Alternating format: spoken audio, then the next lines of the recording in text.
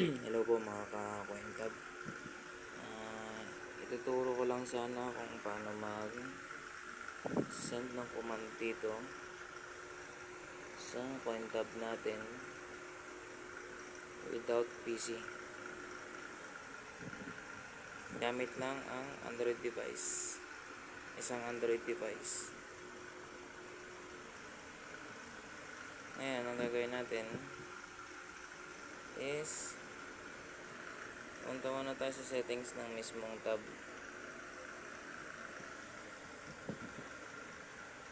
I-on natin yung developer option about tablet. Then click lang natin ng 7 times yung build number. May lalabas na you are now a developer. Ngayon, after nyan, punta tayo ngayon sa system.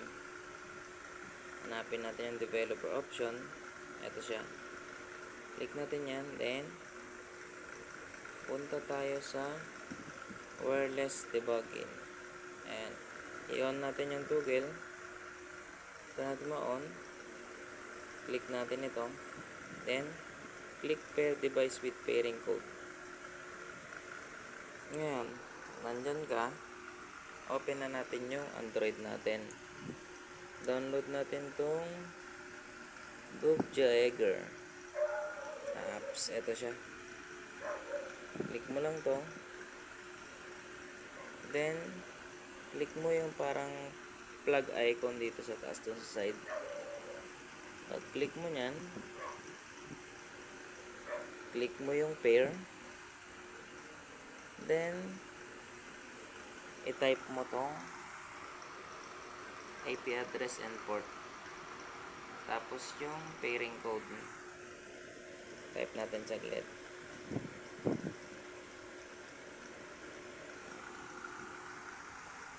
Nine 6542 6542 pairing successfully paired ang nakalagay. Ngayon, connect tayo. Ayan, connected na siya. May lalabas doon. Ngayon, pumunta tayo dito sa etong logo na to. Itong icon na to. Click mo lang yan. Then, kunin mo lang yung command natin. Nandun sa mismong download link. Paste lang natin yung command natin. Ayan siya. Paste natin siya. Then, send. Pinaikot nilaro, Ito natin, may advertise kasi ito. pero kapag ikaw yung nangangailangan, ako naman tong hindi ka matiis. Kung paano mauwahan, ganun din ako bitawan, balik ka naman masyado mabilis. Sana di na lang ito na nailala, si tila di makahinga pagiging Make sure nga pala, dapat yan is yung wifi dapat SIM kayo dito. SIM kayo na kung saan connected yung ganyan.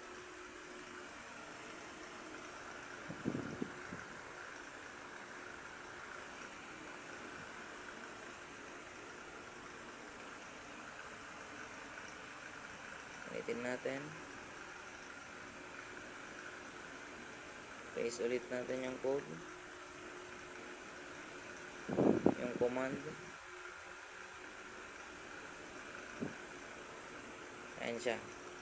Makikita mo siyang success device on set by package. Ayan na siya. Bali, nakaset na siya as device owner. Ngayon, after nyo maset sa device owner to, reboot nyo na lang yung restart nyo na lang yung device. Antayin natin. After nyo mag-restart, pag nakita mo nang nawala na yung recent button, ibig sabihin success yung pag-send natin ng command. Ayan, nag-open na yung tab. Ayun, wala na yung recent button. So, ibig sabihin, successful yung pag-send natin ng command.